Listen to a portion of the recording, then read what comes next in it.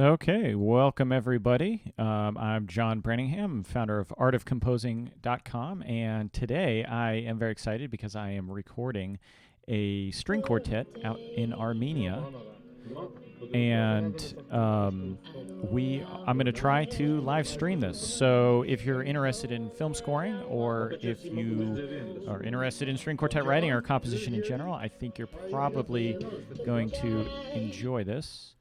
So you're going to have to bear with me for a minute here because we are trying to get all the audio routing set up so that I can actually live stream this. So I think it's actually going to be pretty fun.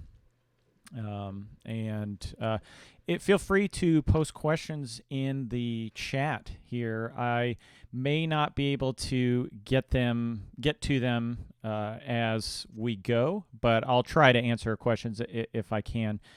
Just while we're actually recording, I probably won't be answering questions, but feel free to post them if you have them, and maybe we get to them afterwards. Hey, Ilka, I see you there. Welcome, and hold on for 1 second. Hey, Martin, I don't hear anything from you right now, so if you could, no, I do not. So if you're watching this on YouTube right now, hey, Kekistani. Yeah, if you're watching this on YouTube, just realize occasionally I'll be chatting with the guys over in Armenia. We're recording a string quartet out in Armenia. So, oh, sorry, yeah, so if I just start to, let me just back up here. So I am recording the score. Hold on for 1 second. Yes, Martin, do you hear me? Yeah. Did you hear Beyonce's song now? I don't hear the song right now. No.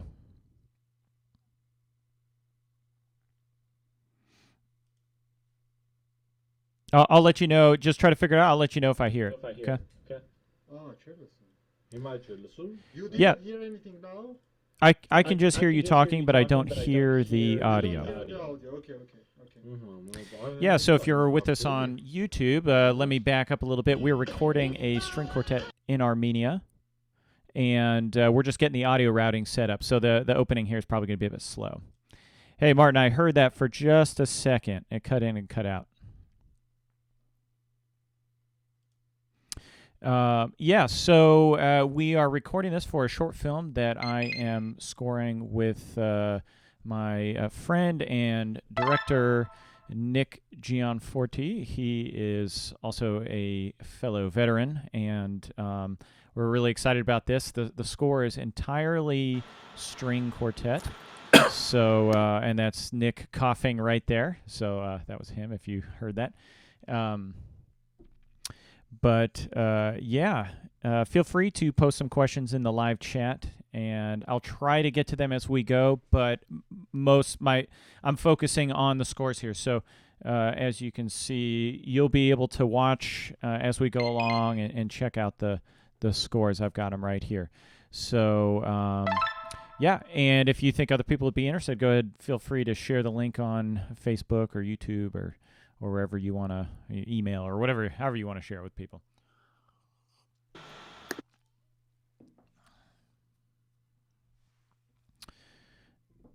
And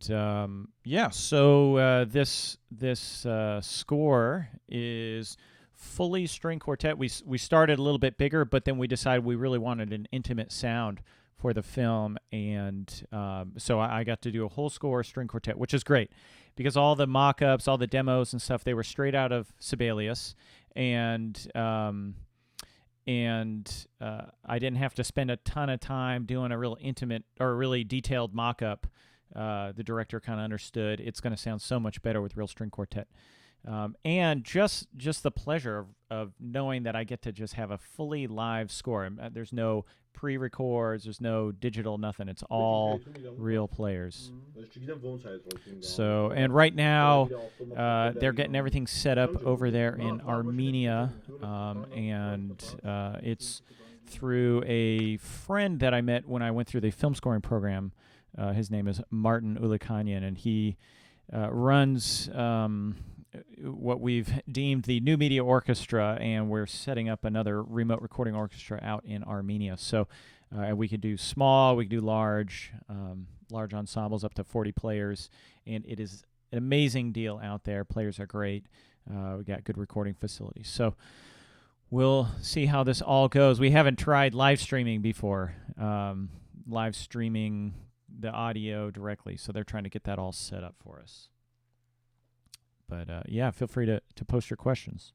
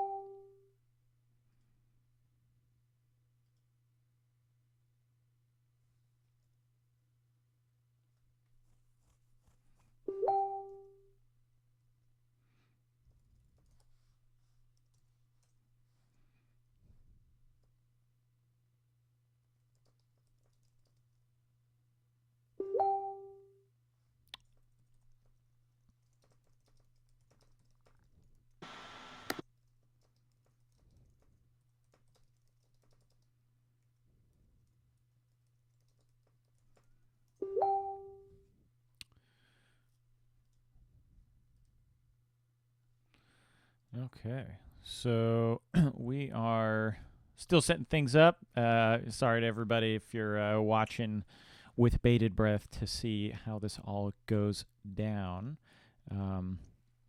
So if you got questions about the music or the process I use to score it, yeah. Let's see. Kickstani's asking, could you give one bit of advice for whenever you want to create a contrasting theme to your original idea? What are some natural tendencies you might run into? Well, I guess we got a few minutes here. I'll just answer some general idea stuff. I mean, part of it is you really want to take into account what are the core features of your primary theme or main theme, however you want to think of it. And if there's all sorts of things you can look at. You can think about it on kind of a technical level, like what is the dynamics, what is how many notes do you have? Note onset density is what it's called.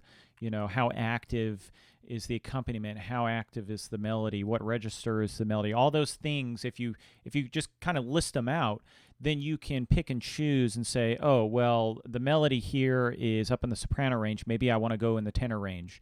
Or I have a very active accompaniment. Maybe I want to tone it down. And if you're thinking in terms of orchestration, you also want to think of timbres that you're using. Is it bright? Is it dark? Is it dense? Is it light? So and then specifically melodically, which I think is where most people are thinking. I like to use similar rhythmic ideas, similar shapes, but maybe change around one aspect of it. So, we talk about this with Beethoven Piano Sonata No. 1, where his basic idea is this ascending arpeggio, whereas the basic idea of his subordinate theme is a descending arpeggio, and they're kind of related. However, there's lots of other features that change. I mean, you've got a much more active accompaniment. You've got the kind of eighth notes that are doing the bass pedal as you're going on. You've got just a much more active everything.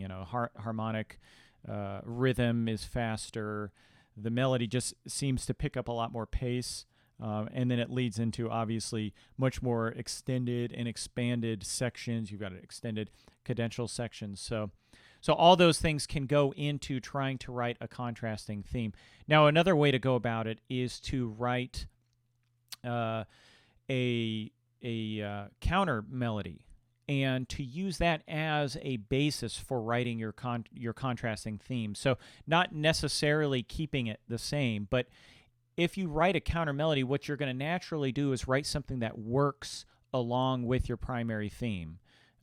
And you're going to have melodies that it gives you the ability to intertwine them later, so you could have a little bit of counterpoint going on. And what you could do is you could write out your primary theme, figure out how to write a counter melody to it, and then take the elements of that counter melody, and then maybe change the harmony, the underlying harmony, change some other things about it. But it will still very much be related to that counter melody. And then later on in the piece, you can bring the two together, and it'll be kind of like, wow, these things really, they work together, even though maybe you weren't expecting that they're going to work together. So hopefully that gets you in the right direction. Yeah, good question. Now, if you are just joining us here on YouTube, we've only got about 11 people right now, so it's not too busy. But we are getting ready here to live stream the process of recording remotely a film score. So this is not all that typical just to go with pure string quartet on a score, but we thought it would work out well, me and the director, and yeah, I think it's going to be a lot of fun. So yeah, Kickstand, you're saying listing out factors. I think as composers, and we're in a creative kind of space, we tend to shy away from using checklist. It sounds so mechanical, so it's something that an airline pilot does, but not a composer. But in a sense, it allows you to kind of get a one over the world of what's going on and to think differently about your piece. You can look at it from different angles. And not to say that we're just going off a checklist to compose, but what we're saying is that if you have certain very salient features of your music, it's hard to remember that sometimes. When you're writing a theme, there's things that stick out to you, and then maybe you step away and a day later you come back and you write another theme. Well, if you just look at, actually I had a very active theme, it's very soft, very low register, very dark, kind of makes you think I'm going to do something different from that. I'm going to write maybe a brighter, faster, more intense kind of theme or something like that. So hopefully that helps you out. Yeah, so hopefully we're getting the audio set up a little bit better. Let me check in with them over in Armenia. Hey, Martin, I'm not sure if you can hear me. Is everything going smooth over there? I don't know if anybody's listening to me right now or if I'm on some pair of headphones. Hey, can you hear me? Yes. John? Yeah. How's it going? Good. So, did you figure out? I can hear you. Oh, good. Thanks, Nick. What's that, Martin? Yeah. So, did you figure? So we just getting one. So it doesn't. So yeah. Now he. So we were just playing now for. Okay, I'm not hearing any of the music on your side. Just mics. So. Yeah, just mics. Yeah. So the thing is that it doesn't give the options to connect to. It just give one track. And doesn't show which track is that. It's kind of weird thing. It just gives. It provides the audio. Yeah, maybe it's because of the free version, or I don't know. Yeah, I think you can only do one audio input, but if you can somehow route that audio input.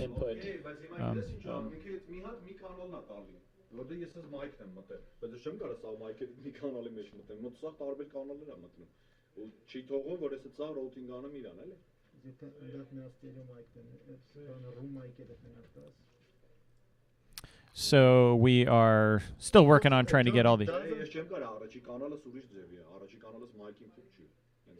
It only allows us to use the first channel, only the first channel. Oh. And it even doesn't allow us to move to the second or third channel. And the engineer says that he can't switch the channel for some reason. He can't Is there a way to kind of manually do it with maybe just an audio input jack kind of thing? Okay, let us think what to do. Okay, yeah, I won't micromanage there. So just do whatever you need to. Okay. Okay, yeah. So we're still working stuff out, and as you can see, this stuff's pretty complex. It's usually not that bad, but when I try to live stream, that's where things really get really complicated. So, um, yeah, it's just the nature of trying to broadcast this stuff. We are getting audio from all over the place and trying to feed it in. So I think it's going to be. Yeah, we need a GoFundMe for Martin to get some headphones. Yeah, yeah. Well, they're still setting up all their microphones for the string quartet over there, and just trying to figure out how to route the audio in. So, um, if we can do this, I think it's going to be pretty interesting. I mean, worst case, probably what they'll do is they'll turn on the microphone and we'll try to listen in through the monitors in the control room. It's not ideal. What I want to do, obviously, is I want to be able to hear the string quartet clearly, and that's the ultimate goal here, so that we can, make judgments about the playing or things that need to change, things like that. So we'll see. We'll see how this all works out. But while we're waiting, feel free to post some questions if you got them. Specifically if you got about string quartet or scoring, film scoring, anything like that. And yeah, and also, hold on John? 1 second. Yes, can you hear me, Martin? Yeah, John. So the thing is here, it gives only the option for the first channel, and the first 7 channels on this sound card is the line inputs. So and his mic inputs are starting from channel 8 or 9. Okay. And it doesn't give any options to route route from the line inputs to the mic inputs. Okay, are you guys on a Mac? Yes. Are you able to go to Audio MIDI setup and set up a new audio, like multi-audio driver or something? Okay, 1 second.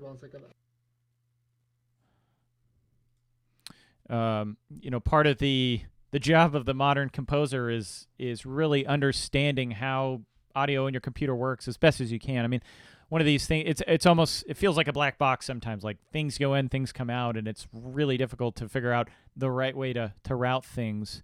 But trying to understand as best as you can, how to do the audio MIDI setup using, I use a program called Loopback, which actually is awesome for me because I can route things into, from here to there and create virtual mics, things like that. But one of the difficulties is I'm not over there in Armenia right now. So ideally, I would be there, and I'd be able to give. Yes, Martin. So okay, we're hearing you now. So tell us what we can do.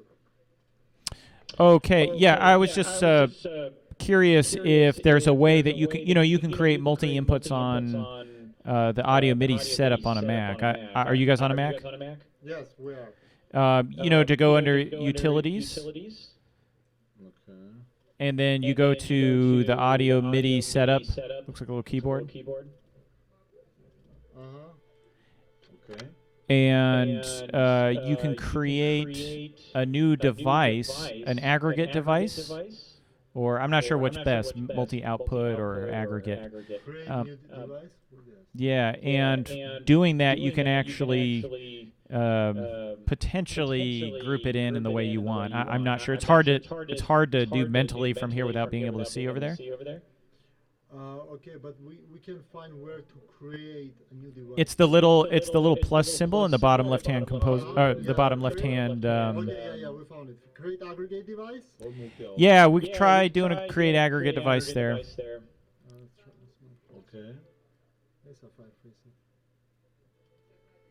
Okay, 1 second.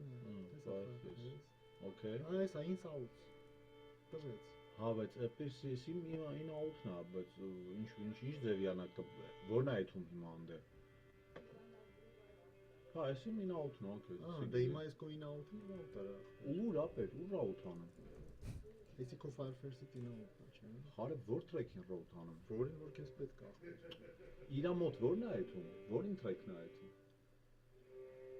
Պրինստում է իր մոտ ստեյց ինչ որ 10 output-ը դու ստերեո։ Ապեր ես ունեմ 28 հատ output, ցավը տանը։ Արի առաջինը տուրել է։ Առաջինին բան եմ, հենա մյուզիկը միացնում չէր էդ։ Հենց դա հարց է։ So anybody watching on YouTube Live, we are still setting up our audio, trying to get the audio routed in so that we can live stream it. And they are speaking Armenian, so I have no idea what they're saying. Just in case anybody is curious, I have no idea. I don't speak Armenian. Այսինքն էթումա սրա ֆիզիկական input-ը։ Հիմա ես մայքերը կկպցնեմ, կջոգենք, կարողա by default սաղ էթա մեկը, ես չգիտեմ։ Okay, John, do you hear us? I can hear you, yeah. Okay, so we'll try now to connect the microphones. Կարողա սաղ ուղարկում է, And ես չգիտեմ։ probably it will send, it's possible that it will by default send all the signals. Okay, yeah, I mean, do whatever you can, and then I guess worst case, we listen through the monitors through a mic or something. I don't know if you can place the mic closer to the monitors. Okay, let's try that and then move. Okay. Okay, so yeah, as I was saying earlier, being a modern film composer, you really have to understand how audio works in your computer and be able to troubleshoot things relatively quickly, because in a situation like this, it can eat up so much time just working on one little rinky-dinky issue. Yes. John, do you want them to tune 440, or is it okay to be 42? It can be 442. That's perfectly fine, because there's no pre-records. Okay, great. Yeah. So that's one more thing. If anybody heard that, they're tuning up right now the strings, and in Europe they tend to use A442 hertz, whereas in America we tend to use 440. And normally you've got to keep that in mind when you are using pre-records, because if I'm doing all my stuff over here, I'm doing all my samples and everything, they're going to be tuned to 440, and it could be out of tune between the two. So what he asked was, is 442 fine? And I said, yeah, because I have no pre-records for this. It's pure string quartet. So we got a question from Ilka. Why do I have all the bar numbers as boxes? I'll go ahead and kind of cover a little bit what's going on here. So film scoring and the nature of recording film scores, you usually only get about 3 takes, and that means that you've got to be really detailed on how you proof your scores and set everything up. So one of the things we do is we have a concert score, meaning everything is in C, nothing's transposed on the score. It just helps the conductor work through issues quicker, because you can see what the implied harmony is if there's a wrong note or something like that, instead of having to mentally transpose in the moment. Another thing we do, we've got large time signatures for the conductor, because the little time signatures sometimes they get missed easily by your eyes. So we will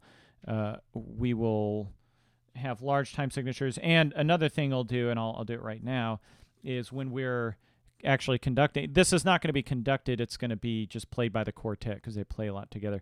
But I'll write in the time signatures in red on top of them, so your eye catches it even more. And then Ilka's question about the box numbers, it's just more, if you've got little bar numbers, like, in the corners or on the top or something, sometimes it's just hard to find those, and you want to make it as easy as possible. If I say go to bar 4, here, hold on one second. Okay. Hey, Martin. Yeah, John, do you hear any string sounds now? We connected the mics.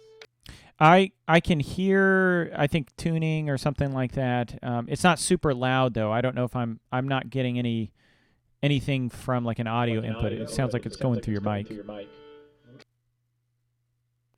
John? Yes.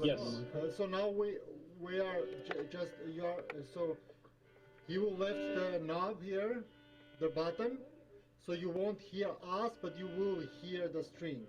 Let's confirm that it's working. Okay. I'm not hearing anything right now. It's muted completely.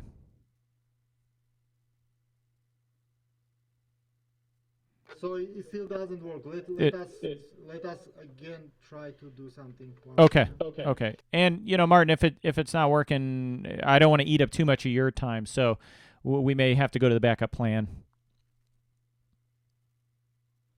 Okay.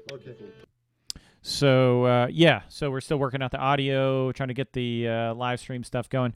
But yeah, we've got large bar numbers, and that just allows us to quickly find where we got to go. We put a number on every measure. It's not like we don't tend to use all sorts of rehearsal marks or anything like that. Now, I personally like to use double bars just for showing kind of important musical things. So if I go to this one, this is kind of the longer cue. As you can see here, though, I try to make it as easily readable as possible. I spend a lot of time tweaking things. You've got the system dividers in the middle here. Here's more large time signatures for a little change in meter. And then, of course, we've got double bar right here, just kind of showing kind of an important musical change.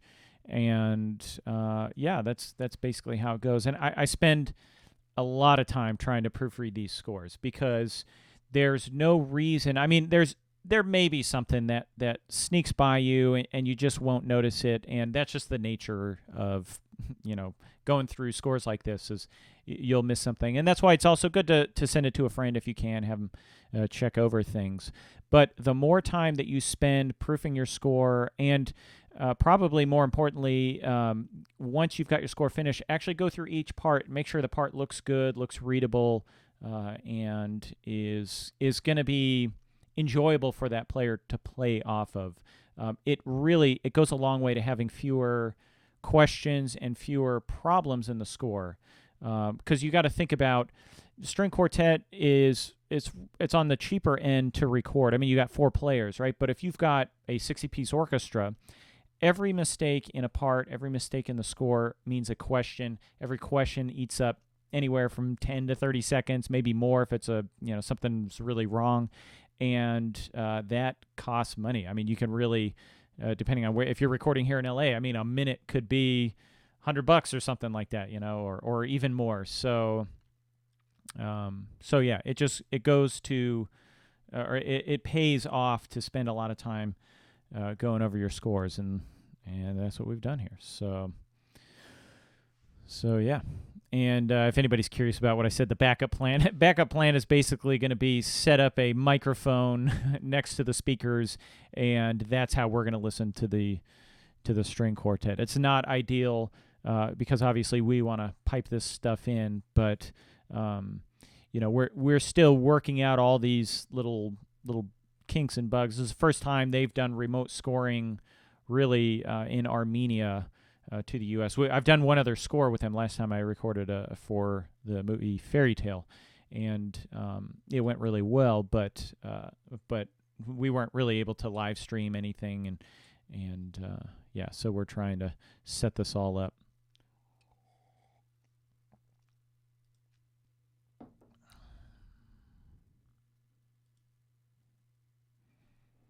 Hey, Martin, can you hear me? Any progress over there?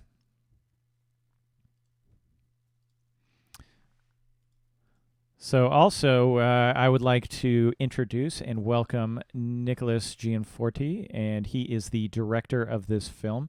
So if anybody has questions for the director, feel free to post them, and maybe he'll answer. We'll see. Let's see. Hello, the Chemistry Shack. Welcome. Yeah, we are still setting up audio over there, and they're tuning up, and they're getting everything ready to go out in Armenia. We are going to be recording the string quartet live, so hopefully all the audio routing works out for us. But yeah, so we're just kind of waiting around right now. If anybody has any other questions, also one other thing about this score, I always put concert score up in the left-hand side, the left-hand top, just to let you know. Once again, it's fail-safe. So we're always looking at what is it? What questions will people have about the music? And I want the conductor to be able to look at the score and say, oh, clearly this is concert score. So saying full score up in the left-hand side it's not all that useful. But saying concert score tells the conductor something very specific, and that's every instrument is transposed to C and not to their native tuning. So if you have a trumpet, it's not in B flat, it's a C thing. That means you can look at it and know exactly what the harmony is supposed to be. Just helps you troubleshoot a little quicker. Yes, Martin.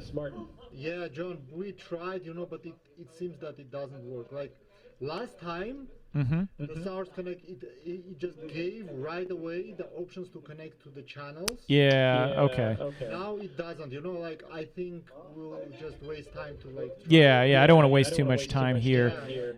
Is it possible to set up the microphone a little closer to the monitor so we can hear a little clearer? Yeah, we'll do that, but 1 second, now the engineer putting the mics. Okay, yeah, do what you need to do. Yeah, he'll finish that and we'll do that. So the project is open already, so we're ready to record, just putting the mics, and so he will put the mic here as well, and we'll start. Okay, sounds good. If you need to mute us over on your side, because we're chatting over here. Nick, if you can hear me. No, it's okay. Well, I'm disconnecting. Okay. Yeah, I got you. So, hey, Nick, welcome. And Nick is the director, and you actually have a question. So I don't know if you're able to chat over there if you're what you're doing. But the question, I don't know if you saw it from Ilka. Did you see that? Looking right now. Let me see. So he says, how do you see the communication and working with the composer? What do you expect? Communicate what you need and so forth.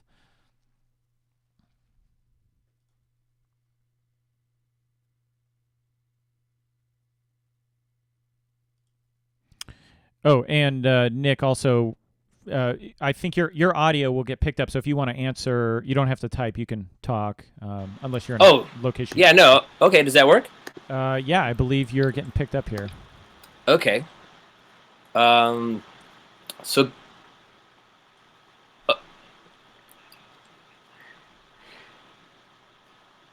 It's like a weird delay with the live stream and what I'm hearing. But I'll answer the question. I find working with the composer, the first thing you need to do is figure out how to communicate. Feel free to mute the stream, the YouTube stream, if you're getting that 30-second delay, because I know it can be kind of like you're like. Yeah. Okay. I've muted it. Okay. Yeah. Okay. I'm muted now, so now I can answer the question. Yeah. What do you expect to communicate with your need? Okay, so for me, it's really a struggle because I'm not musically inclined. And so what I tend to do is just go through the movie and talk about the tone of each scene. And then we then go back, especially because I've worked with John a few times now, we then go back and talk about each of those scenes separately based off the tonal level that I've given. I want it to feel sad, or I want this to be kind of an upbeat, happy moment. And then John will start to communicate more eloquently and clearly, and I'll be able to pick up the terms he's using because he knows that I don't know musical terms. And I'll be able to go, yeah, this, or yes, I like that, what you're saying there. That's what I would like in that one spot. And we also go through, and I think this is really important to know, is when you don't need music. I think John's really good at that. A matter of fact, he's corrected me numerous times in this recent film where I was like, no, we need music in this spot. And he goes, okay, I'll put it in. And he puts in really wonderful music. But when I listen to it, John's right. And it's like, okay, yeah. It's good to know that I'm really good at not music. But I think it's a really important thing for a composer. If you watch any great composer work in any major feature film, they know when you shouldn't have music. It's as important as when you have music. And I think it's key to have that communication, because there's moments where I think we don't need music, and he either agrees or disagrees. So I'm really open to communicating and collaborating and hearing what John has to say and the input that he provides. Otherwise, it's just, I really try to communicate as best as I can what I want. When we did the first score for this, it was way too big. It wasn't what I was looking for. So then I really had to go, okay, what do I need to do as a director to explain to him what I really want? Not that it was bad, it was beautiful, it just didn't fit what I was really going for. And that's where I started just kind of Googling compositions I knew from other movies, and that led me to like Adagio for strings, and then we ended up having this really long conversation about Adagio for strings and how something similar to that could be applied to the scenes that had strong emotional subtext. Yeah, and I think it was also important because you brought up Adagio for strings, and then I brought up that he actually originally wrote it for string quartet, and then changed it over to full strings, and I just felt it would be perfect for this, just kind of intimate sound. And right, and I think that's a big part of it, is through both of us communicating well with each other, we realized that the simplest thing to do and probably the most effective was to go to a string quartet. Yeah. So, hope that helped. Yeah, no, thanks. Yeah, I think it was a good answer, and I think it's actually good that you've got sort of limited knowledge of kind of the underworkings of music, because it forces us to discuss emotionally what's happening, and what's the common language between all of this. And I think film, story, music, it's all about emotion is really where we can all meet and discuss this stuff on the same level. So I think it actually works out much better than if you were to come in and say, I think we need a cadence right there. I'd be like, whoa, back up. I still don't know what that means. Good, yes. I don't want you to. I don't want you to know. Yeah, I think it definitely is it's a hindrance and a helpful thing to have a little ignorance when it comes to musical composition and scoring. Yeah. I think the best thing you do is just listen to the movies you remember the scores to, and that's probably more helpful than just being able to speak the language. Yeah.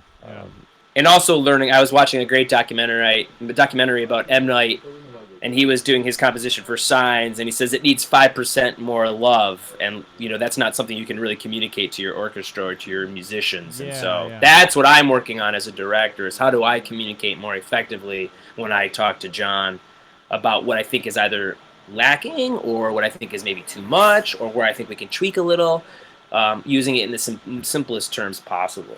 Yeah.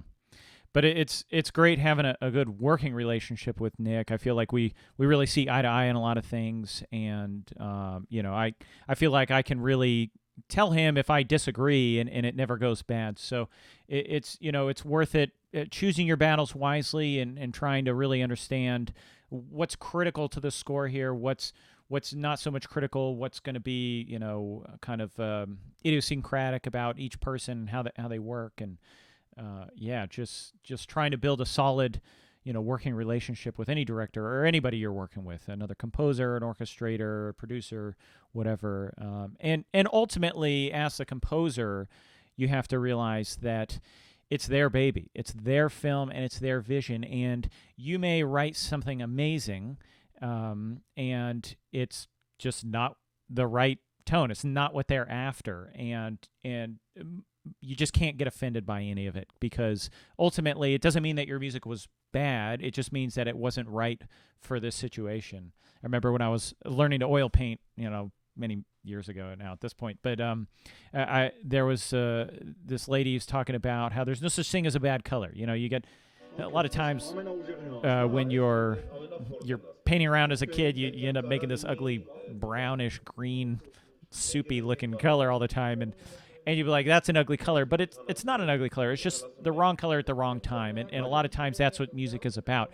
It's not something bad that you wrote. It's just not right for that moment, and that's where you don't necessarily have to grow a thick skin. You just have to have the right perspective on it. I think it helps you not have emotional breakdowns and be like, I quit. I can't handle this industry anymore. So. And if I could add to that, I also think what John does really well is when we disagreed on something and I said, no, I want music here, he didn't half-ass the music he composed. He created equally good sounding music for me to hear in the spots I wanted it, and that's how I realized he was right and I was wrong.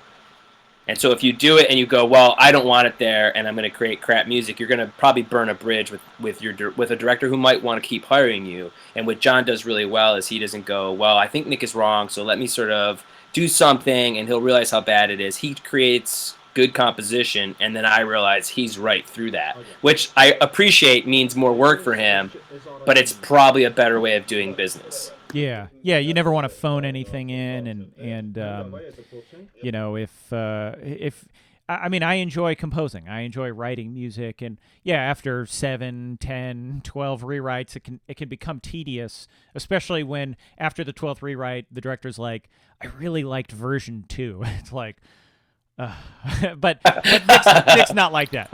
He's pretty. He usually gives me notes. We make the changes, maybe 1 or 2 more changes, and then we go with it. So, which is, I got to say, it's something I really appreciate from Nick is that he moves on it. You know, we get to a certain point, we know that doing it over is not necessarily going to make it better. It's just going to make it different. And ultimately, you just got to be happy with it. And I had another teacher tell me the secret to happiness is just finishing projects. And I absolutely agree. So true. I can't wait till this is done. We're going to be so happy.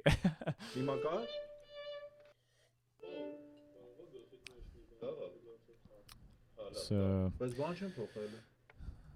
Okay, and there's another question here from Joe Galloway. I like this. John, how would you add a 5% boost of love to a composition of yours as a composer? Well, first thing I would do is I'd probably put on a warm sweater before I compose so I feel nice. No. I don't know. That's a hard question because there's a lot of things that can go into it, and part of it is trying to decipher what does the director actually mean by that. You know, it could be that he wants it softer, you know. So maybe if your dynamics were mezzo-piano, you go piano or pianissimo. And what's cool about film scoring is that your music doesn't live in the real world. It lives in this fake recording world. So you can record somebody at pianissimo, you know, as quiet as they can possibly play, and then you just bump up the audio. So, hold on one second. Martin, do you have a question? We can start already, John. Okay, so we're getting ready to start here, so I won't be answering questions for a little while, but feel free to post them. And I see, Marios, your question about where you can see the movie. I'm not sure yet how it's all going to be released. I know Nick's planning on sending it over to some film festivals, but we'll see how the release all happens, because it's still got a audio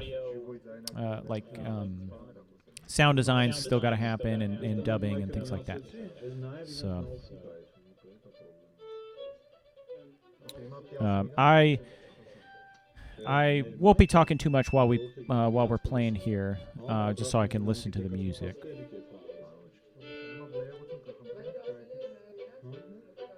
Ժողովուրդ կներեք, բայց ձեր նվագի ժամանակ մեզ էլ եք լսելու, ոչինչ, ուրիշ տարբերակ չունենք։ Լավ, բայց մենք չենք խոսա, էլի։ Հա, մենք սուս-պուս կլսենք ձեզ ամենայն լրջությամբ։ Hey, Martin, is there any way to get the string quartet a little bit louder into the mic so I can hear?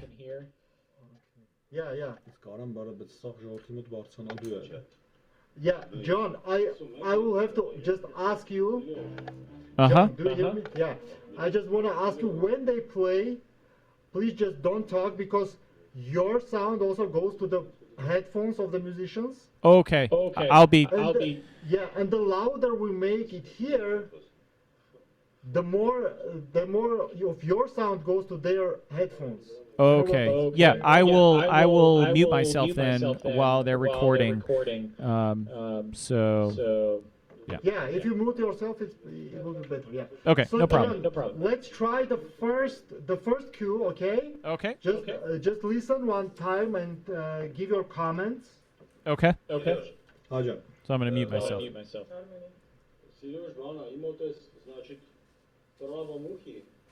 So, Martin, can you hear me right now? Okay, good. They can't hear me. I can actually still talk. I won't be talking too much, but if you're watching on YouTube, you can still hear me.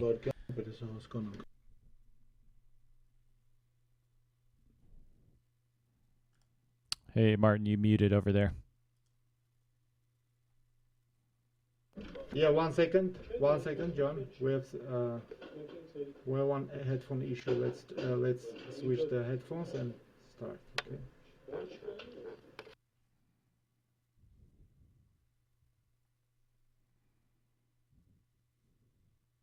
While we're waiting for a second, I'll get back to the 5% boost of love question because I think it's kind of interesting. Another feature, a lot of times emotionally, the music is more impacted by the secondary parameters, things like dynamics, articulations, playing style. So are they playing with mutes? Are they adding a lot of vibrato? Are they... it's kind of the secondary features of the music, not so much the notes. Obviously, harmony, melody has a major effect on it, but adding 5% extra love to your music, maybe add a little bit more vibrato, maybe play flautando or sultasto on the strings. So if you're tuning in right now, we're getting ready to listen to the first cue. Hopefully it'll be loud enough to hear, and you can kind of watch this process go down.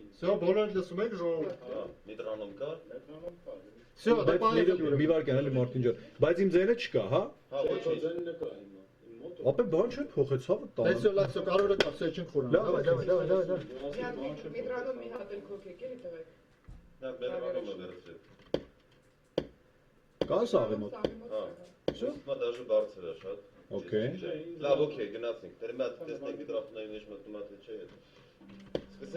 Okay.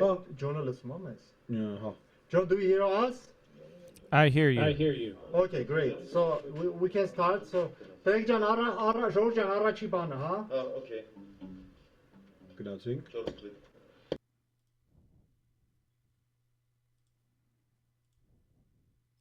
I don't hear you anymore.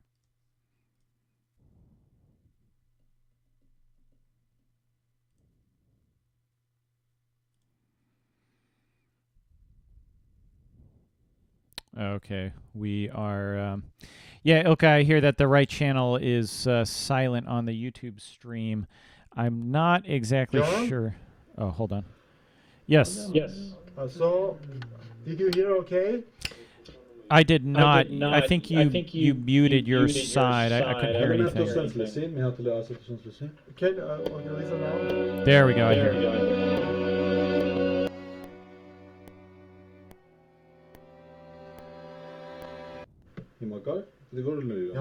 It was okay now? I heard that. Yeah, I could hear that. So how was the sound for you? It sounds pretty good. It's not super loud, but just make sure you don't mute yourself while you're recording. Okay. That's sounding louder and better.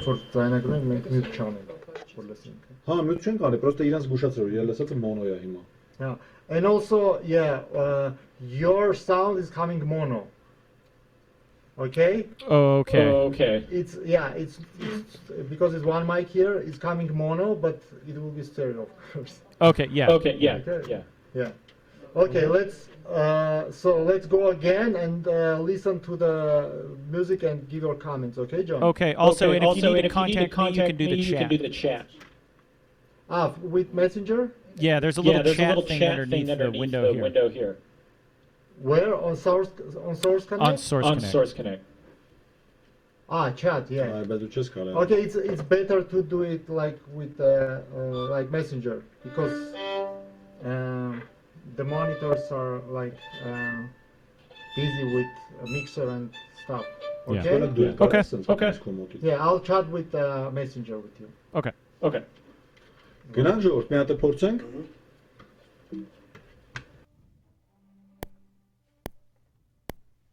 Okay, here we go.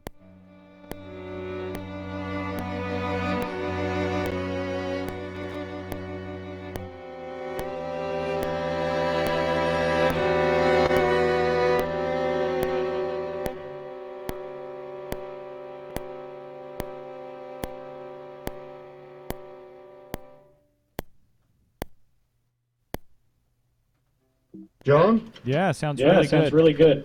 I'd say we could probably bring out the viola a little bit more. It kind of is a viola feature. Okay. Armin, John. Jogir?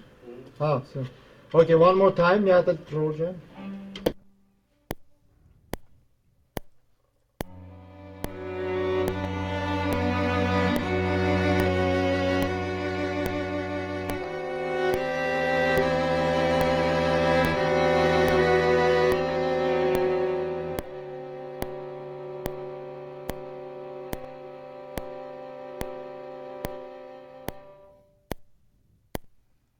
Yeah, sounded really great.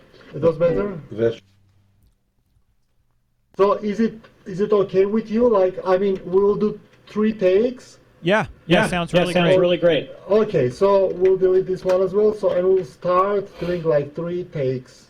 So then you will choose the best one. Yeah.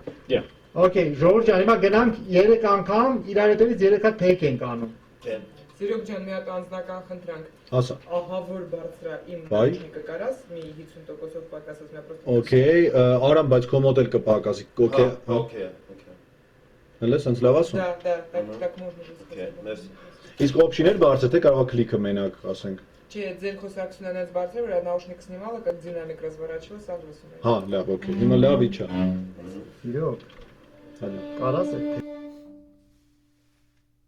Okay, so we just recorded cue number 1, and everything sounded really good.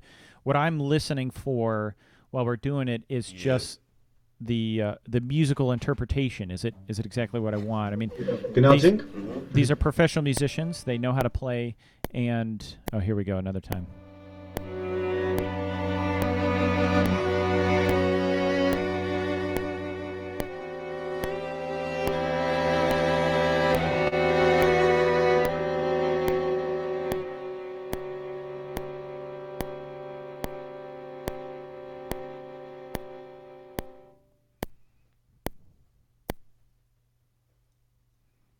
Sounded perfect, Martin. Okay, great. Now we're doing the second take. Oh, sounds good. Միատել։ Միատել, երկու հատ էլ Ժորժ ջան, 3 հատ take ենք անում։ A part of it is normally we do a little rehearsal too at the beginning, just to make sure everybody's kind of warmed up. You usually run through 1 and then record 2, although we tend to record all 3 just in case. But you do a couple takes and then you pick the best one. Sometimes you mix and match.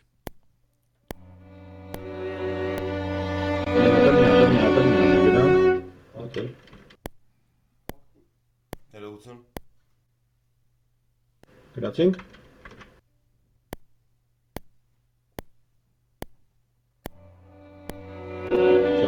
Չեմ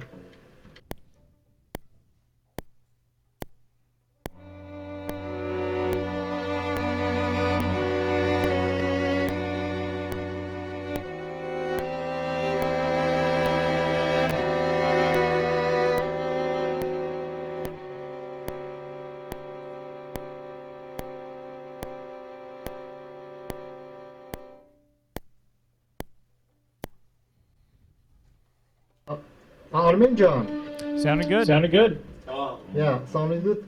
I just have feeling that we have to we can do like more connected the viola first notes, right, John? Yeah. Make it the whole score is very legato. I would say for the from B most to part. F sharp, Yeah. Armen John, կարաս ավելի կպած անես այդ առանձին նոտերը սկզբի։ Հակապես այդ C-ից ֆազիեզոր թռնում է։ Կարա լեգատո անի։ Լեգատո դե հիմա չի գրել լեգատո, չէ լավ է անջում, շատ լավ է Ժորժ ջան։ Պրոստը հիմա մի հատ մի բան պետք է ասենք։ Իխեն երրորդ անգամ։ Alright, now we're doing the third take. Okay. Ready to go.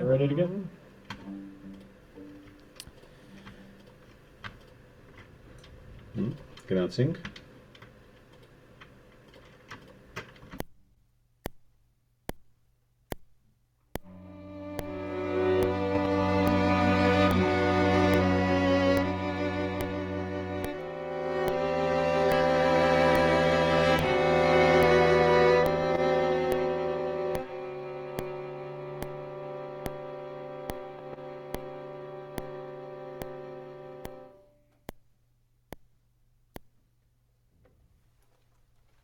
Great. Sounded good. So good. Ավելի կպած չեմ կարա մարդու։ Շատ լավ է։ Ինտե էլի։ Շատ լավ է։ So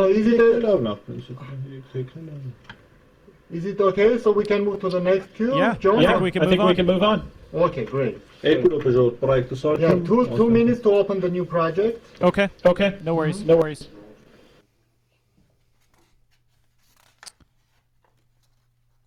Սիրյոկ, Հա ջան։ կարաս ձեր ձեները իմ մոտ էլ։ Hey Martin, feel free to mute me over there. I'm gonna ask Nick. Nick, do you have any feedback? Anything? Hold on. No, it sounds great to me. Okay, good. Yeah, okay, I'm going to mute myself here so I'm not broadcasting on their side. I'm getting feedback. So, yeah, we just finished up the first cue. So let me go ahead and switch over here to cue number 2. There we go. So this one's a little bit longer. And actually, I don't want to do that. Yeah, it's just a matter of, because we don't have perfect audio, we're kind of listening through my little mono. It will hopefully, next time we record a score out there, we can work this out a little bit more. But we didn't have a ton of studio time to work out all these issues. And we're using a free version of Source Connect. So we've got limited ability to route audio. And yeah, Ilka, I see your question there. Q is CUE. And it's just the term that we use in film scoring for a piece, basically. It's one complete start to finish piece. And there's a specific way of designating cues, and you usually say M number, so M01 or M02 or whatever. And if it's a feature film, you could have 40, 50 cues. Now, some of them, like that one, only a couple seconds long. Sometimes they're a couple minutes long. The longest cue here is about 6 minutes, and that's M04.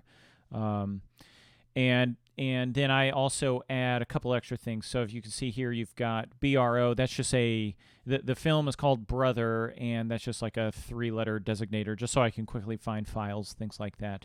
And then V2 over here is just the second version. So yeah, the click track that you hear, the musicians are hearing that, and that's just to make sure that everybody's exactly in the right timing, because a lot of times with scoring, you have to hit very specific things. So I give them a printed audio click track. That way there's no confusion.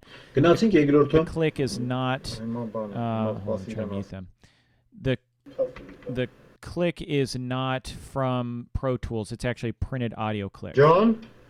Yes, Martin. So, yeah, we're ready to move to the second cue. Okay, I'm ready to go. Okay, great.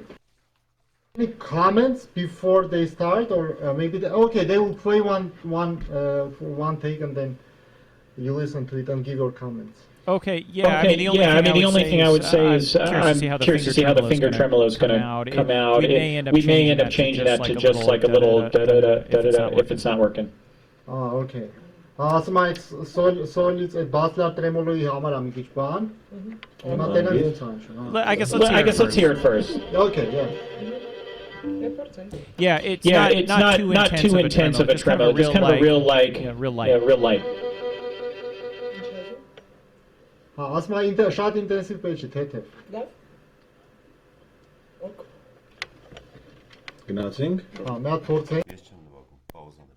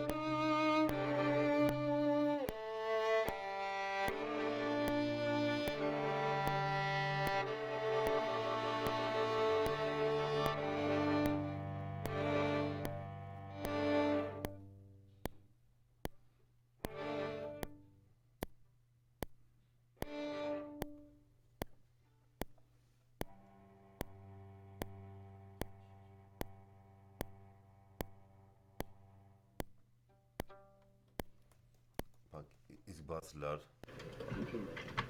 John? Yeah, I think things sounded pretty good. I would say maybe the violin one could be just a little quieter. Quieter? Little softer. Okay. Yeah. Uh, And what about this crescendo from double piano to piano? Um, It's okay. yeah, I Not, guess Yeah, I maybe guess maybe halfway between where you were. okay. because there's Because there's dialogue dialogue here, but just a little just a tad little bit tad bit quieter. Okay. Okay. and John, how about the last note on cello? Do you want it open string or? Yeah, I think Yeah, I think a little bit a little bit louder louder on on that because it felt just a little too thin. I guess. So just give it a little bit more. I mean, if you got to stay at pianissimo, not pianissimo or whatever. And you want open string or with vibrato?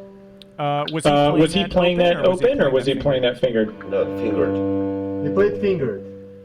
Now was open string. I think open. I think open. Yeah, open is nice. Yeah. Yeah. Yeah. So Vanjan Pana, Baslara is сказали. Basler. I think it worked. I think it worked. Yeah. Yep. Yeah, yeah. Okay, so we can do our first take, or you want them to play one more time? I think we can move into the take. Yeah. Okay, great. So araç take on. Գնացինք։ Պատրաստ եք շղով։ Stop. Ներողություն։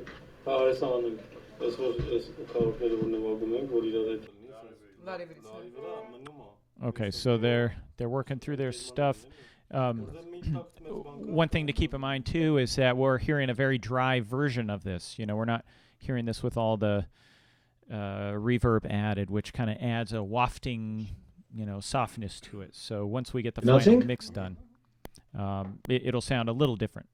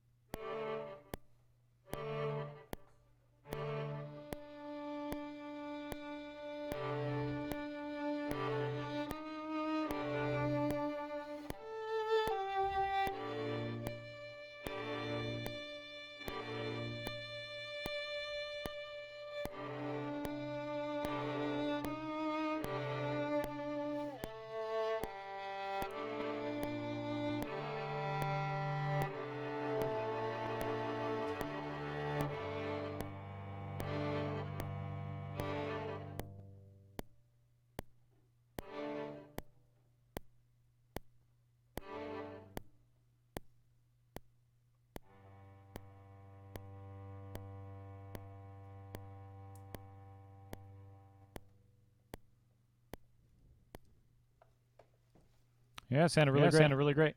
Good. Do you want the last note lead? Yeah, beautiful. What's that, Martin? Do you want the last note to be a little louder to start with? I guess it doesn't have to be any louder. I think it sounded good. Okay. We have to record it again because there was one recording issue. Okay. No worries. And Martin, I trust your judgment on this too. If you hear something that feels a little off or something, or you want to like you're not hearing some articulation clearly, feel free to let us know because I'm not getting a great audio feed. Okay. Cool. Գնացինք Ժորժան մի հատ։ Recording for film scoring is intense. It's, a lot of things on the line. So having people you trust is important too. Sorry. And I trust Martin. I went to UCLA with Martin through the film scoring program. So, I did recording sessions with him, and I know he knows his stuff.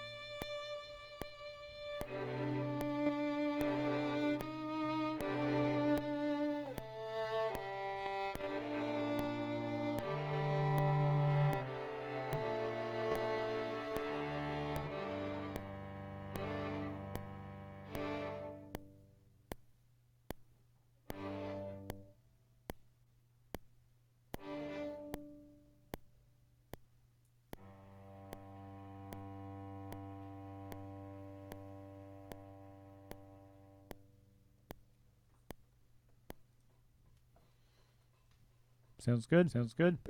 Okay, let's do it again. No, there was little issues, so let's do it again. Նյատը Ժողովյան, հայց։ Ինտանացիոնի բաներ։ Հան դե մեջտեղում մի հատ Մեկ էլ վերջում բանի այդ թավջուտակի մոտ այդ կվարտան, որ Բանջան այդ կվարտան որ բանը, մեկ առաջի անգամ վերևին օտան ընչեց, երկրորդ անգամ տակի, էլի։ Չի լսում քեզ։ Hey Martin, in measure 16, if things are getting too quiet over there, I mean, they can leave it at pianissimo if they want. No, it's okay. It's okay. Okay. Գարտը ժամանակ նորից ասա։ Ասում եմ այդ կվարտան, Կվարտան։ այդ պիանիսիմոյի ժամանակ ոնց որ դժվար է, գիտեմ այդ որ երկուսն էլ չի էլի հավասար։ Ժամանակ, երկու դրվարել հավասար դժվար է։ Հետո Հա, ոչինչ, մի հատ էլ անի որ լինի։ Հա, եթե իմանեք չլինի, մի հատ էլ այդ վերջ երկու տակը մի հատ կան։ If you're watching on YouTube, Գնացինք էլի, հələ որ առաջ նայենք, բայց ոչինչ։ Oh, hold on 1 second. We're going to record again.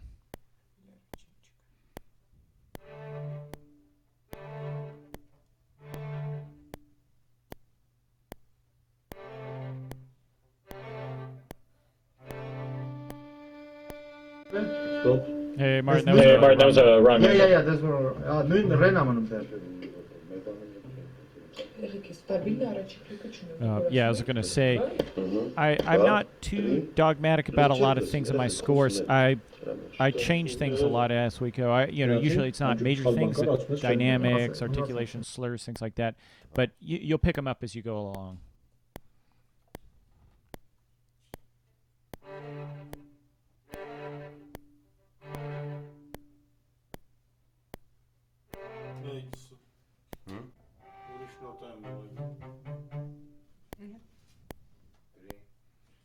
Thanks, Gregory. I see your comment. Brave of me to live stream this.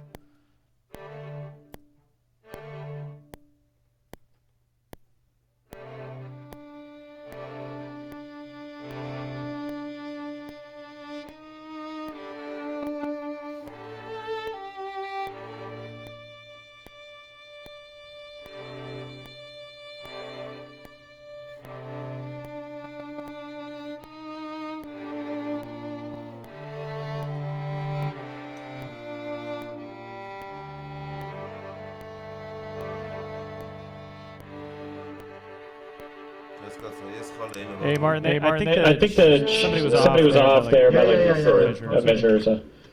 Գնացինք մի հատ էլ։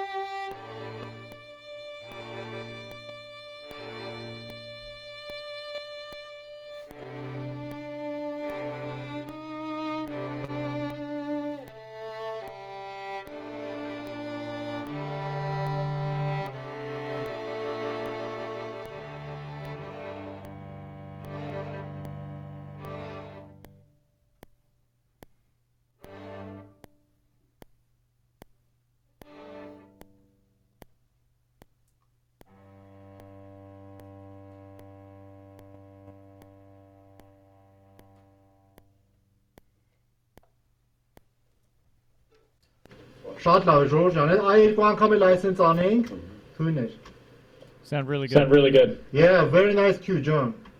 Thank you.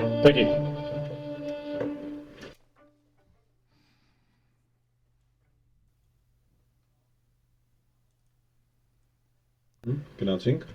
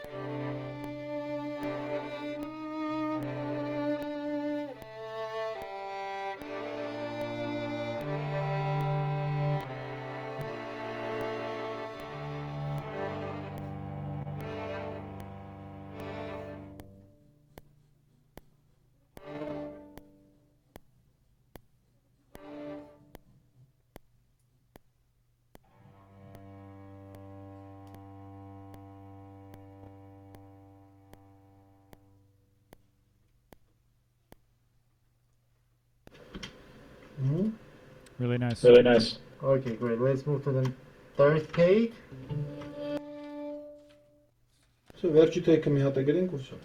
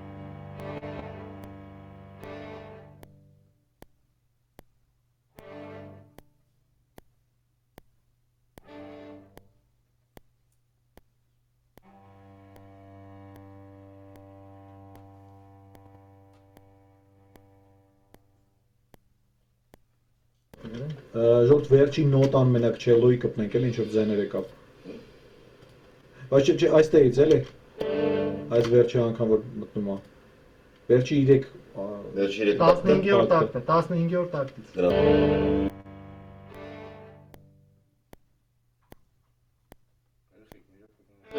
Մի րոպե մենք շուտ դնեմ որ ջոգեք որ դնեմ։ Դոշի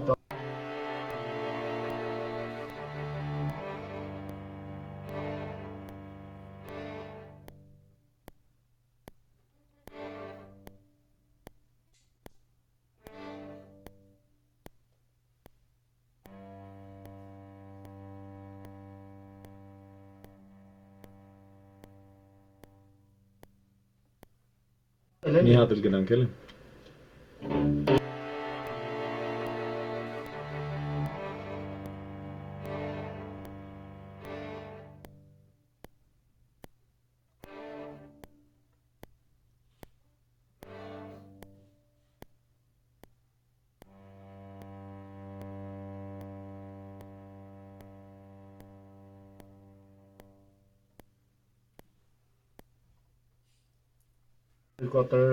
Այդ հնա դավայ ինձ թեյքերի մեջ լսենք էլի։ Էս։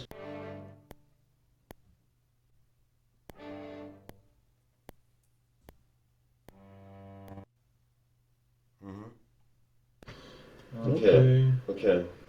John? Yes. Yes. So I think it's okay, right? I think we got enough there. Yeah. Yeah, I guess. We should probably move on to M04 because that's a much longer cue. It's about 6 minutes long. Okay, yeah. Just do like 3-minute break. Okay. Okay. Sounds good. Sounds good. 5 minutes. Yeah. So because musicians are very tired today. I feel bad. Yeah. Thanks for doing this. It's okay. It did some concentration, no? Okay, so we're taking just a few minutes off here so the musicians can rest. It's actually pretty late there in Armenia. Martin kind of pulled some strings so we could get this at a more reasonable time here in Los Angeles. But yeah, as you can see, it's a fun process. It's also, it can be intense sometimes, just listening in, seeing how it's all going to go. As Gregory says here in the chat, time and money fly fast, and you have to make decisions and thinking out what you say delicately. Absolutely. And one of the big lessons that I've learned, let me mute them over there. One of the big lessons that I've learned, or actually, let me do this, is that you don't want to call people out personally. You don't want to say, sometimes you have to. Sometimes you got to say that, the viola's out of tune or the cello or the horns or whatever. But if you can kind of keep it general so that the person who knows it's them can be like, oh, yeah, that was me. I'm sorry, because sometimes you're wrong. And this happened to me when we were recording here in L.A. I said, I think the bass is coming in early, and it was that I was conducting wrong. So I felt bad because I called him out, and it wasn't his fault. It was my fault.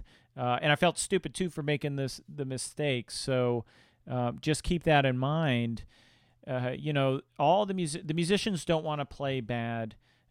They don't want the music to sound bad because it's them on the line too. They're putting their name on the line to play your music, and so if there can be something worked out without just confronting somebody, say you're playing this wrong, that's the better way to go about it, because ultimately they want to please you. You want them to be happy to play your music in the future. So, and obviously, yeah, Gregory says here, you got to be willing to ask for what you want. Absolutely. If somebody is not playing something right, you have to let them know. But normally there's a political way to go about it without hurting anybody's feelings. And I think just the core of that is knowing that they are trying to play as best as they can. And it's just the nature of the beast. They're sight reading this, so that's incredible. That you can write music, give it to somebody, they're going to sight read it, and they're playing it really how you want it. So it's always a balancing process, and the more you do it, the more you learn how to go about this without upsetting anybody.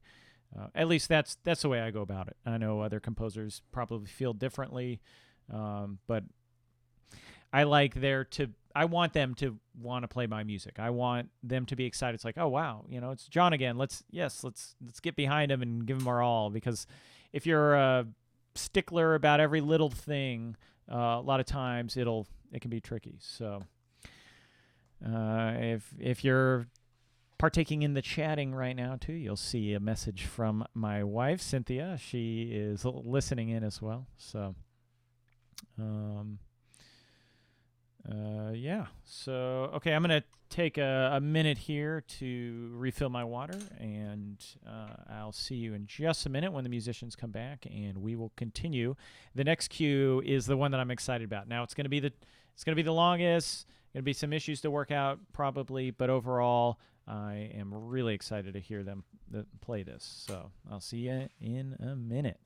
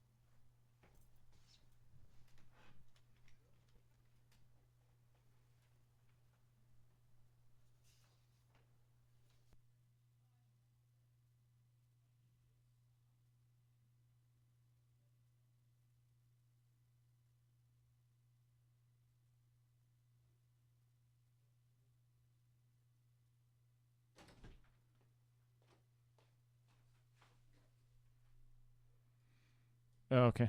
We will be back in just a minute. Bear with me. The musicians are taking a little break, so I'm just getting some more water here. I ran out of coffee, so where's my mug? My Ministry of Magic Harry Potter mug, critical to doing a good film scoring session. So, coffee. John? Oh, hold on. Hey, Martin, are you saying something? Yes, so we are opening the project for MO4, right? Yeah, M04. I'm just going to go refill my cup of water real quick. Okay, yeah. We are opening the project now. Okay, good. Mm-hmm.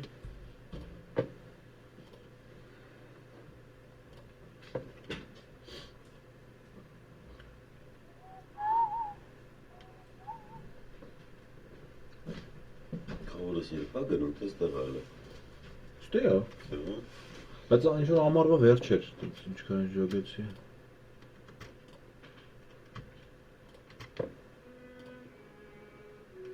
Հասոնա ստեղալը էս։ 15-16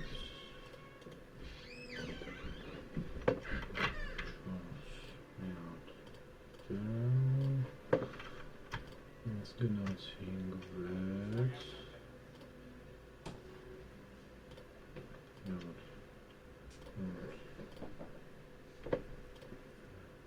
Okay, Martin. Okay, Martin, I'm back. Yeah, great.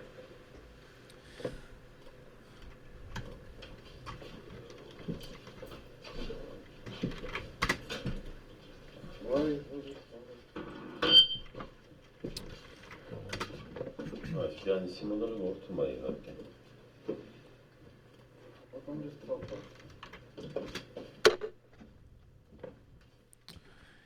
Okay, so we are getting ready here to move on to cue number 4, M04, V3. And this one is going to be fun, I think. A little bit. So, Oh, hold on.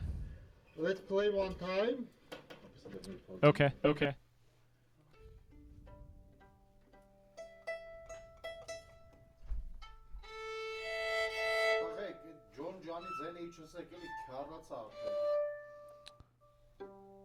Բեմ ջոնուսները։ Մարտին այդտեղ ընթացքում ինչ որ զապիտոներ կա, պաուզաներ կա, դրանք ռեալ են, այսինքն իսկապես փոքր rest անենք։ Դե քլիկի տակ, հա, просто դիխանյա է լեվել, բայց քլիկի տակ է, ինքը մեկա չեք կարող տեմպ փոխեք։ Okay, хорошо։ Հիմա մի հատ նվագեք ինքը կասի, էլի։ Хорошо, ага։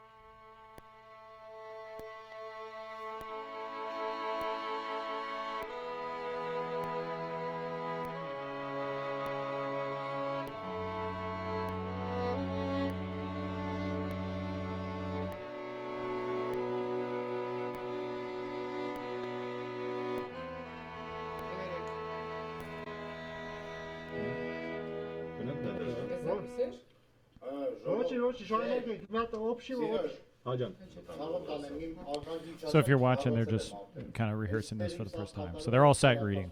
So give them the benefit of the doubt. They're working through all these issues.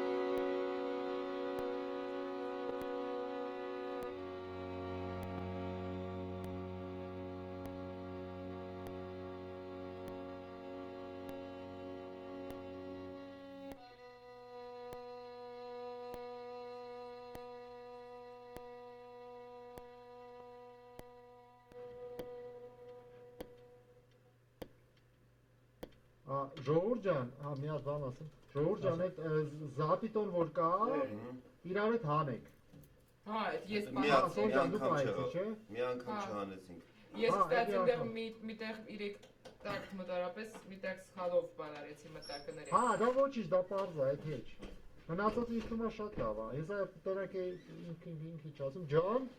Yes. Yeah, So, it sounded yeah, really great. I have a couple notes. Yeah, a couple notes is just first reading. Yeah. In measure 9, violin 2, maybe take out the slur there and play tenuto, just like everybody else. I felt like it didn't match. Yeah. Okay. In measure 16, I feel like we can do a slightly bigger crescendo there. So maybe even mezzo piano, from pianissimo to mezzo piano. Okay. 16-ը։ Հիմա չկա։ In measure 31, make sure everybody cuts out at the end of that measure the little breath mark, so that we get that little gap. And then same with measure 42, just kind of let that spot breathe just a little bit right at that breath mark. Okay. So. One more note. Viola in measure 69 can really bring out that little like kind of bring that out a little bit more. Otherwise, it all sounded great.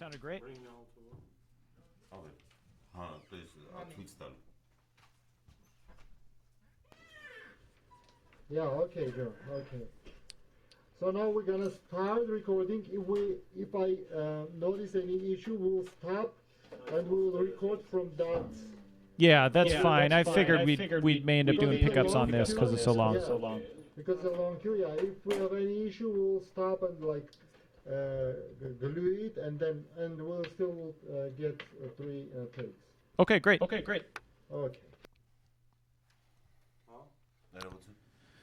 Okay, so that was the first read through, and as usual, it's just you always got to be critically listening. And there's things in here that I knew that I'd be looking out for, like in measure 9, where you got the little slur here. I'm trying to highlight it here if I can highlight, but yeah, just trying to make sure that everything sounds as good as it can be, and there's things that I knew that I was going to be looking out for that sometimes it's hard to really get exactly how you want to notate it, and it's a matter of interpretation, and you just got to talk to the musicians, let them know, I may not necessarily want to bump up the dynamic, but I just want just a little bit more, like I was telling the viola in measure 69. So just knowing your own music, knowing what you wrote and not leaving it up to chance is critical. Now, with something like this, a kind of a long cue, 6 minutes, I would say, is longer than the average cue. I tend not to write super long cues like this all that often. And what we may end up doing, because you don't want to just leave it up to chance and say, have no, mistake from start to end. There may be a mistake, and what they'll do is they'll end up just punching in right at the, or maybe a few measures back, wherever a logical place to punch in is. So if you've got a good take on the first, say, 10 or 15 measures, you don't have to redo all of that, because that eats up a ton of time.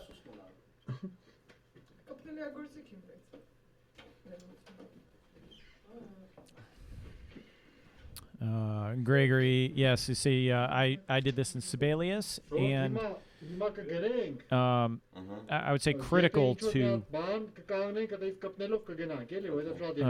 scoring here is understanding how to make your score readable, because it didn't look like this straight out of Sibelius. This is a lot of tweaking, a lot of trying to match phrases to how it looks on the page and things like that. I like to really spend time not just making it evenly spaced or anything like that, but just making it very readable and understandable musically. It's not necessarily that you're going to match all the phrasing to the length of the line, because sometimes that's not the best thing to do. However, having it as clean as possible is critical. Okay, they're starting up here. Հաջան։ ինձ եմ իջած էլի ցավտանը։ Գերբաս ծակի ծականջուց։ Գնացինք։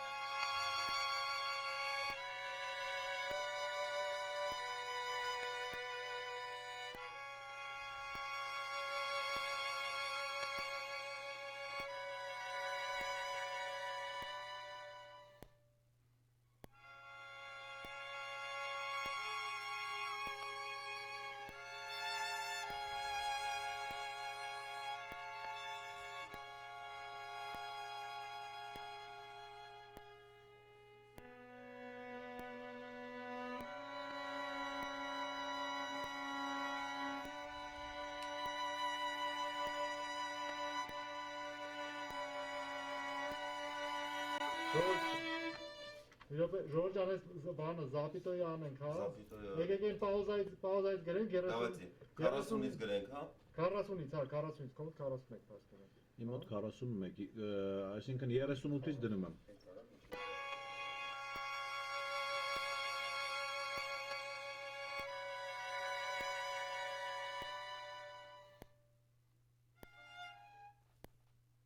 Պետք մտեք, 39-ից դիրել 39-ից դնում եմ, հա, 40-ից մտնեմ։ Okay, գնացի։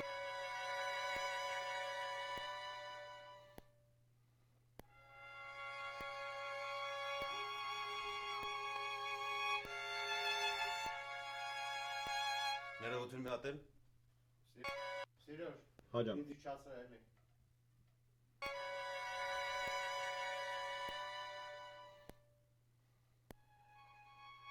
Ներողություն, որտեղից ես դնում։ Ես դնում 39-ից։ Okay։ Ровно։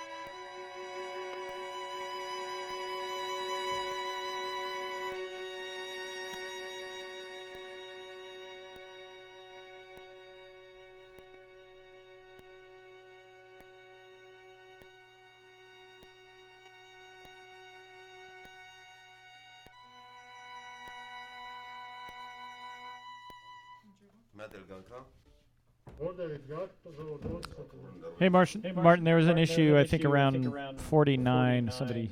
Yeah, that's why we start. Okay. Քառասուն երեկից ուզում եք կպնեք ժողովուրդ։ Հա, после запятой. После запятой, да։ Мой вроде не качается,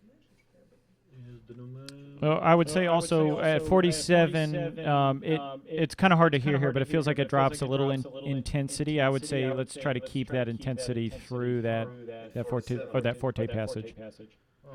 Forte-ն ավելի forte ժողովուրդ։ Այս տեմպում շատ բարդ է, ուրեմն ինքը կլսվի աղեղի փոխել է, էլի։ I wish I could tell what they were saying. Նույն դեղից թե որտեղ։ Քառ 2-ից դնում եմ, քառ 3-ից կպնենք։ Okay։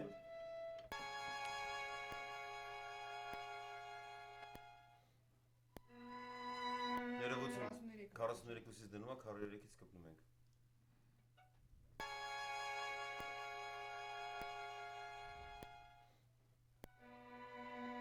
Հատել։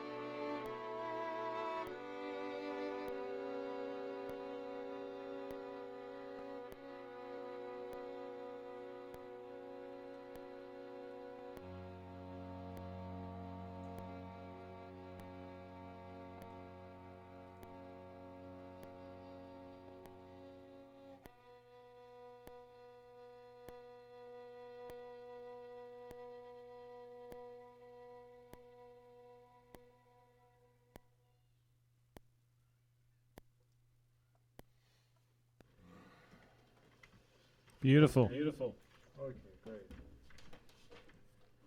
No, did you take? Yeah. So Yeah, I really liked it. yeah, and it's very beautiful, John. Very nice. Thank you, Martin. I'm going to Nice cut music. again. Yeah, it sounds gorgeous, guys. Thanks, Nick. Amazing.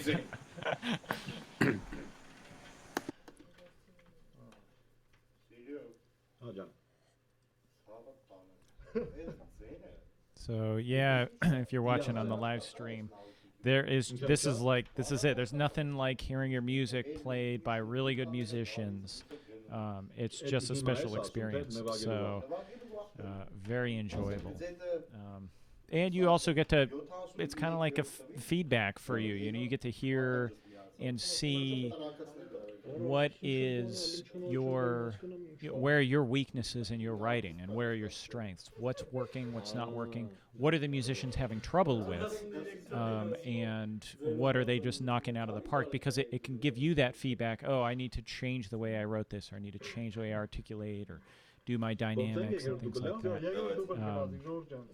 But considering that it's basically how I imagined it was going to be, it means it's good feedback for me that the way I'm writing this, the way I'm orchestrating, you know, preparing my parts and scores, it's how I intended. And so, you know, at least I know that I'm moving in the right direction in terms of that stuff. So, yeah, anytime you can get your music in front of real players, it's just a treat. And here we go again.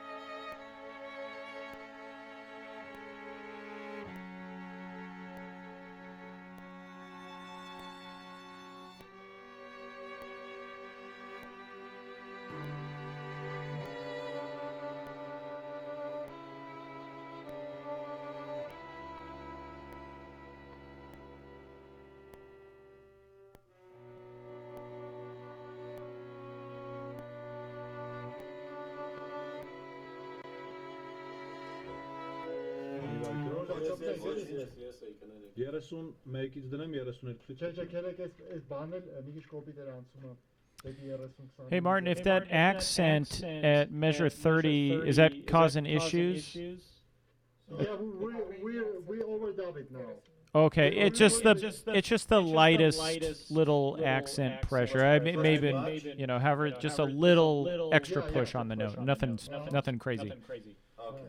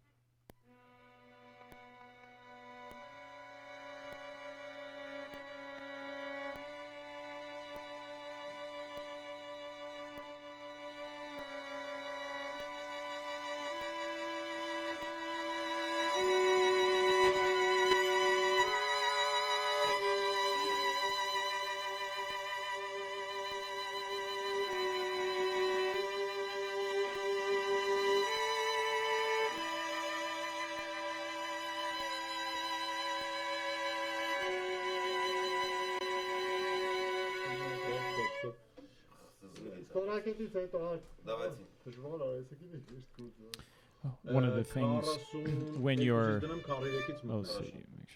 when you're listening in and you know there's a big mistake, there's like 99% chance that the musicians also know. So you don't really have to say it all that often. It's one of those things can just make them feel worse.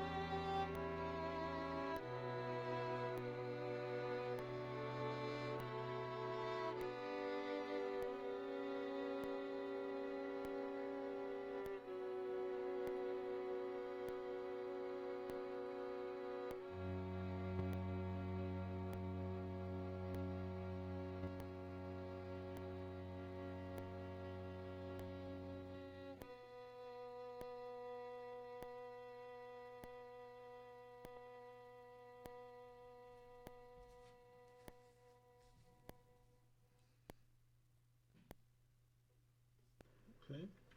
Bir double yazıyor şu an. Double sonra kaynıyor.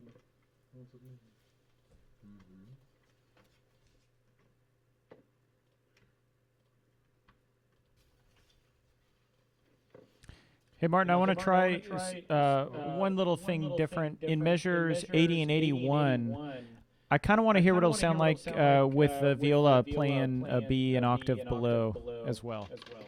Just doubling it up. Doubling it up? Yeah. Oh, together. Okay. Yeah, together. Basically, just playing the same thing as violin 1, but just an octave lower. Not the volume tonlası yani. Okay. Not the volume tonlası yani. Natalie bakın.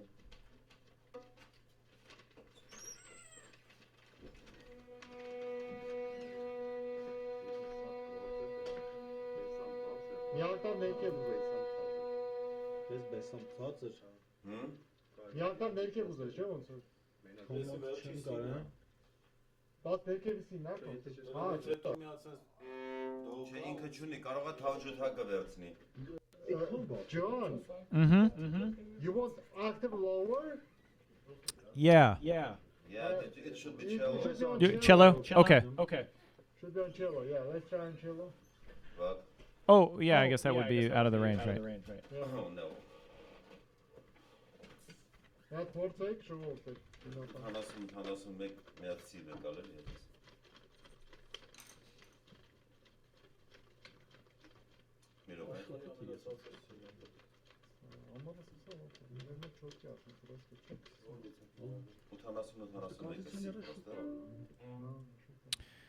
Alexander, if you're getting an echo, it's when I'm doing talkback.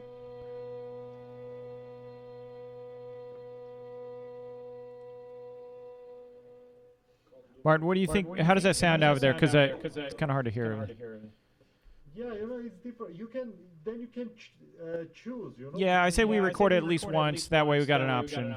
Yeah, so we're gonna do the third take, and they will play this way. Okay, great. Great. Alexander, the echo you're hearing is when I'm doing talkback out there because they're listening to me through their monitors, so it's getting picked up. So, yeah. Okay, it's take number 3.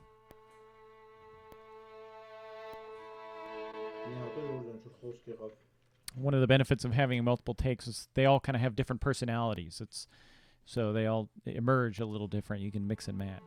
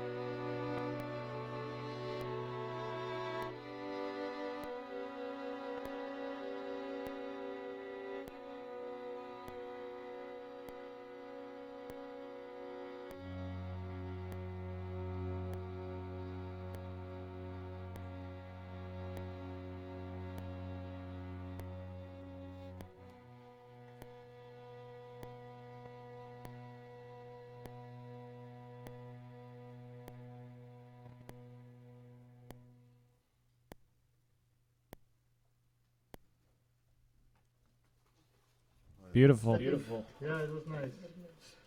Rest is all done. Okay. Yeah, Okay. but I think not we're rest good. We is should not- probably we move should on, probably right? move on, right? Yeah, move on, yeah. Ha, gymörren kesam miat. Yeah. Ha, miat shun chenkeli bat. Okay, so we're moving on to the final 1 cue. minute break, John. Another little break? Another little break? Yeah, just a little break. Yeah. Okay. Okay. Yeah, so we are moving on to cue number 5. Give me a second here. So the players are going to be taking a break just for a minute here, and let me turn them down a little. Yeah, I really liked that last one. I think they had a good take, and I've got 3 takes to choose from. You know, different options, different moments stick out, I think, in each one as being the right version. And I'll spend quite a bit of time in the mixing stage actually playing around with different takes and trying to comp them together to come up with the absolute right one. And that's always a fun process, taking it and playing around with different reverbs and effects and things like that, trying to get the most the best sound out of what you have. So I'm excited to get to that point. We've got one last cue. This last cue, I mean, they're all kind of derived from the same melodic material, but this is effectively, it's kind of a part of the last cue that we did. So yeah, it'll all sound familiar. Gregory, I will get both stems and a room mic, so I'll be able to mix and match as I need. It's a quartet, so it's meant to blend, and I prefer not to do striping and recording people separately. We did that on the last one on Fairy Tale, just for a couple of reasons. One, the room was kind of small, so to fit everybody in comfortably, we separated them out. And when you do that, you can have issues with tuning. But this one, yeah, I'll be getting individual stems and actually stem is not, I wouldn't use the word stems. I would call it the multi-track. So you'd get the individual tracks. A stem has the final, kind of seal of approval in terms of effects or anything that you're adding on. So if you're adding reverb or compression or EQ, that would be the stem. So I would say I'll be getting the multi-track, and I'll be mixing the multi-track together, and then I will be delivering stems. And I'm not sure. I got to talk with the sound designer how she's going to want it. If she wants individual tracks, or if she wants just one continuous music, stereo track. My guess is that she's probably just going to want the stereo track. So, but I'll probably give her everything just in case. But yeah, Martin out in Armenia pulls some strings for me, so it's pretty late out there. So I feel a little bit bad because I think they're getting tired. But this last one shouldn't be too difficult to pull off. I like to. Yeah, you're saying there you recorded phrase by phrase and mix them together. It absolutely works, and a lot of times it's what you got to do to get ultimately a perfect take from end to end. I like. I mean, it sounds a little bad, but I like little idiosyncrasies and the little wobbles and sounds and things like that. I think that's what really makes it feel human, and sometimes I like to just let that stuff go if somebody maybe doesn't hit the note perfectly. I mean, obviously tuning issues, wrong notes, they're going to be fixed, but the little things, I think that's what makes it human and makes it special. So I love to get a complete take like that last one from beginning to end, because they really get to play the music as opposed to playing the phrases. So I think there's a lot of benefit into that. One little idea that I'm coming up with here as I take notes. Let me see if I can grab my colored pencils. I normally have a red pencil with, here they are. I got my Nice little Crayola set here. But I think what I'm going to do is different colors per different takes, because occasionally, if I write notes, let me show you the last one. I started taking notes here, and what I realized, you can see that, is that I can't tell which is which was take 1 and which was take 3 or take 2 in terms of what I wrote. So I think what I'm going to do is have different colors like blue and green and red maybe is take 1, blue maybe is take 2, and green is take 3 or something like that. I like tactics. I like figuring things out like that and working on my pencils. Working on my just my process, the way I go about things, and refining, and maybe I tweak it too much. I mean, after every score that I do, I end up like making major changes to my template in Digital Performer and changing things around. But I guess that's the nature of the beast. So, but if you're watching, we are coming up on the final cue. The musicians just taking a minute to recuperate after the last one, which was a slightly long one, 6 minutes. One of the things, I'll pull up this cue again. I like to write, as intricately as I can, given the constraints of dialogue here. If this cue was just music and scenery or something, you can really go all out. But I like movement. So if you're looking at this page, almost every time when one person's moving, other people aren't, and somebody else picks up the task. And, I think musicians like to play stuff that's fun, and they like to play music. That's why they got started and why they've practiced their whole lives. So if you give people interesting parts to play, they tend to, at least in my experience, play better and enjoy the process, and I enjoy it more, and everybody enjoys it more. It goes a long way. Okay, hold on. Yes, Martin. Yeah, we're putting the new project, so we'll start in couple seconds. Okay, sounds good. This last one is only about a minute long, so it should go pretty quick. We'll do like 3 takes right away. After the first take, you will give your suggestions. Okay. It will be the easiest one. Yeah, I don't see a lot of changes happening. I mean, it's basically related to the last one, so play it like they would. Okay.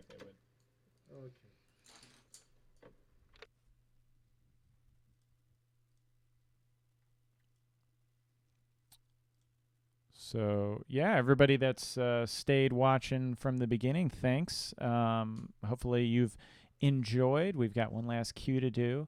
It's been fun for me. I mean, these kinds of experiences, I hate to say it, for film composers nowadays are not as common as they should be, where sample libraries are getting so good, and recording always costs money, and a lot of times directors choose not to record. But luckily I've got a good director, Nick Gianforti, and he likes a live score just as much as I do, so I think it makes a big difference.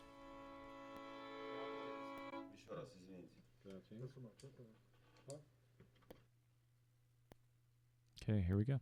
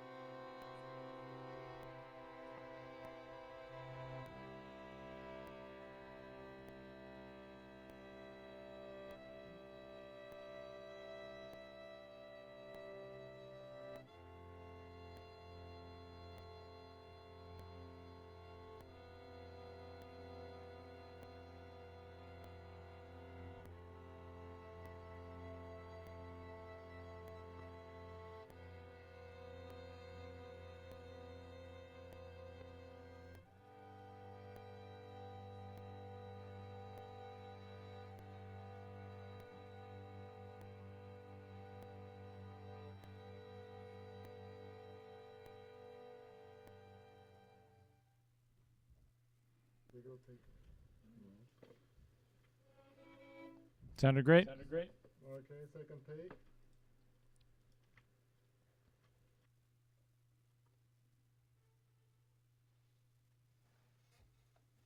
Nothing.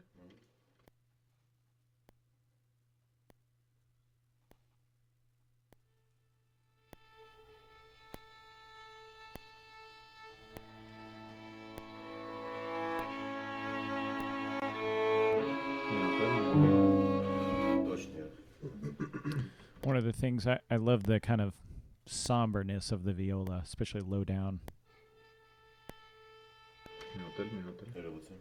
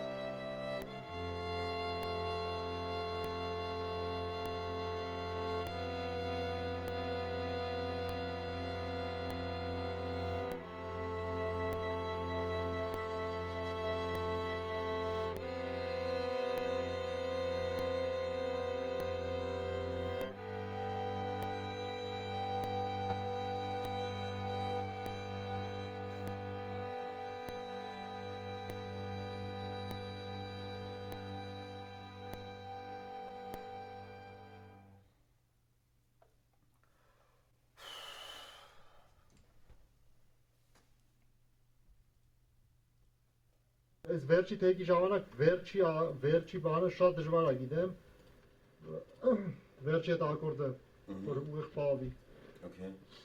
Գնացինք։ Okay, final take.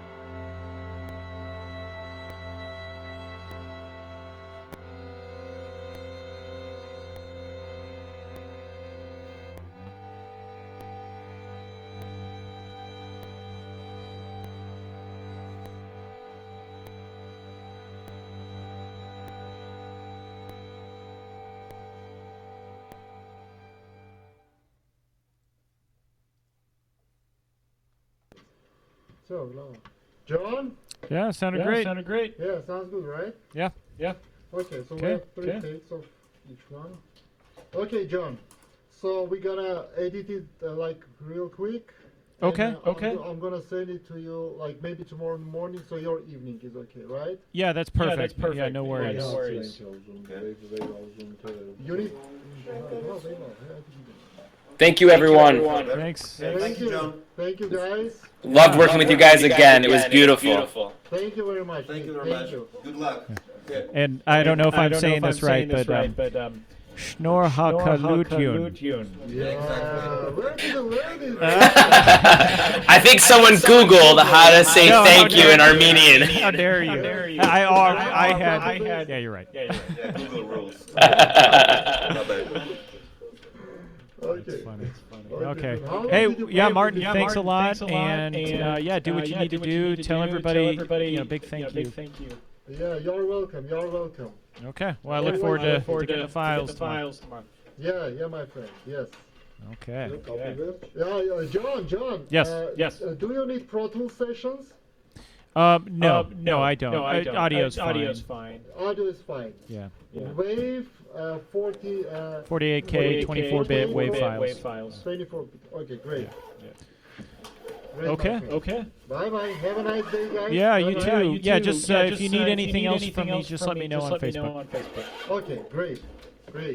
Okay. I'll talk to you later. Talk to you later. Bye. Bye. Okay, Nick. Well, that was awesome. Yeah, that's. What do you think?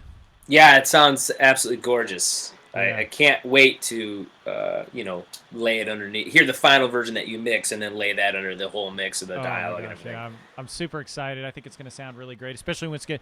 What we're hearing on this side is real. It's the dry. It's just the room. Once we add a little reverb, it's going to sound beautiful. Yeah, I can't wait to put it into the scenes and watch it boost that emotional context. Yeah. And subtext. Yeah. Okay. Well, yeah. Thanks for joining me on this, and yeah, thank you for having me. Yeah.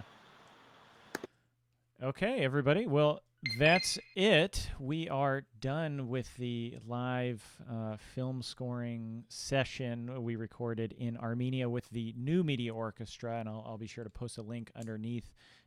If you're looking to get a score recorded at a very affordable rate, Armenia is an amazing place to do it. I mean, as you heard, hopefully you were listening, the musicians are top-notch musicians. They were sight reading this stuff. They didn't get this beforehand. Martin printed it out the night before, I think, and brought it in. So, they can pull it off, and very, very happy with this session. Very excited to hear the final version as it comes to me. So, until next time, thanks for joining me on this impromptu live session here on YouTube Live. So I will talk to everybody later. Goodbye.